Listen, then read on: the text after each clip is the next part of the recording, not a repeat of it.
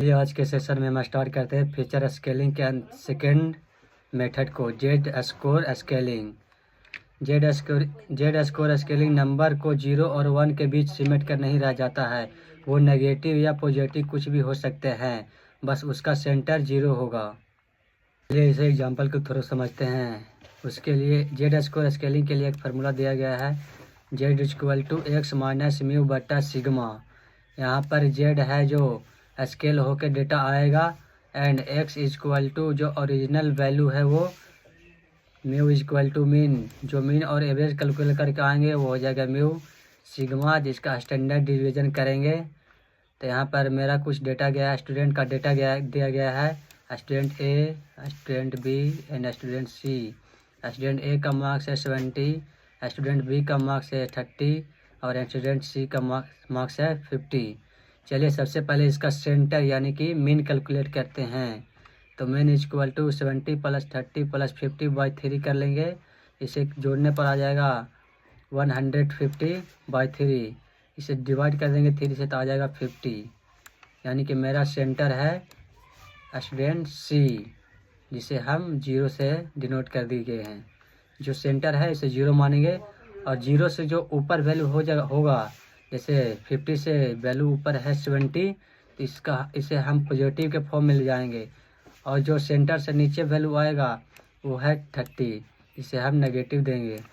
चलिए student A का सबसे पहले स्केलिंग करते हैं।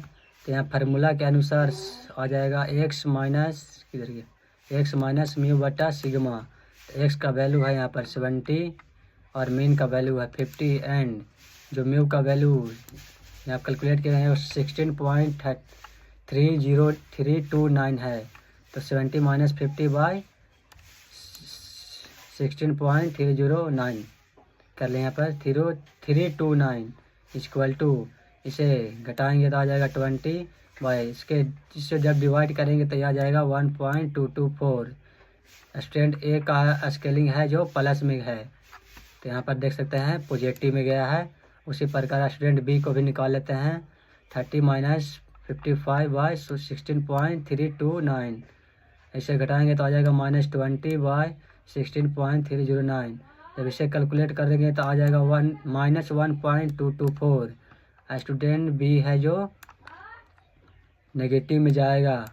तो स्टूडेंट बी का मार्क्स की 30 था, यानी कि एवरेज से नीचे था, इसलिए इसका नेगेटिव में गया है। अगर मान लीजिए एक स्टूडेंट यहाँ पर डी का मार्क्स मान लेते हैं 40 रहेगा, तो ये भी माइनस में जाएगा क्योंकि एवरेज से नीचा है। इसी प्रकार से हम चलिए इसे एग्जांपल के थ्रू समझते हैं कि तो चलिए इसे कोड के थ्रू स्टैंडर्ड स्केलर करेंगे। डेटा फ्रेम में बनाने के लिए सबसे पहले इंपोर्ट कर लेता हूँ pandas एज pd। रन कर लिया, डेटा बना लेते हैं। यहाँ पर सबसे पहले data is equal to, same वही डेटा लेंगे जो पिछली बार लिए थे।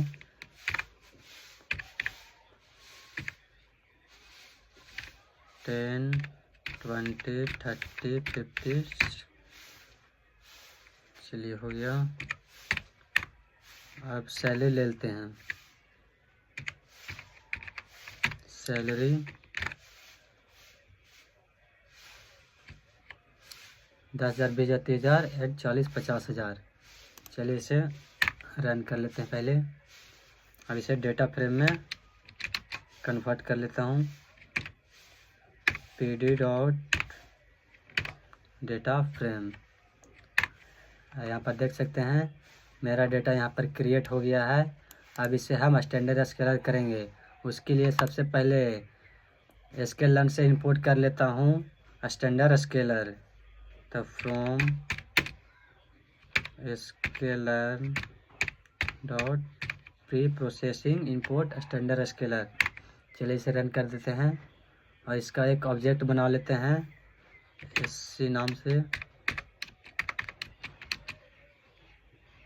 Standard scaler. यहाँ पर बन गया। चलिए एक वेरिएबल बना लेते हैं df scale. Equal to S C dot, इसे फिर ट्रांसफॉर्म कर लेते हैं, एस सी डॉट फिर ट्रांसफॉर्म, इसके अंदर डाल देते हैं डी एफ। तो यहाँ पर डेटा मेरा सक्सेसफुली यहाँ पर इनकोड हो गया है। अब देख लेते हैं यहाँ डी एफ स्केल्ड में क्या है। यहाँ मेरा कुछ इस तरह से डेटा दिखा रहा है। अगर इसे हम चाहें तो डेटा फ्रेम में भी कन्वर्ट कर सकते हैं। pd dot data frame, column ले लेंगे एज और सैलरी का। ये देखिए जैसे कैलकुलेट किए थे हम सेम का सेम वैसा ही वैल्यू है। यहाँ पर एक बना लिया है सेंटर, और सेंटर के नीचे जितना, सेंटर के ऊपर यानी कि जितना भी, जैसे यहाँ पर सेंटर कैलकुलेट कर लिया है, 30 को सेंटर माना है, और 30 से जितना भी ऊंचा है उसको पॉजिटिव में, एंड 30 से नीचे जितना भी है उसे नेगेटिव में ले लिया है। अगर आप लीनियर रिग्रेशन या लॉजिस्टिक रिग्रेशन या एसवीएम यूज कर रहे हैं तो आप यूज करें स्टैंडर्ड, आप यूज करें नॉर्मलाइजेशन। अगर आप यूज कर रहे हैं न्यूरल नेटवर्क या फिर KAN एल्गोरिदम तो आप यूज कर सकते हैं स्टैंडर्ड स्केलिंग।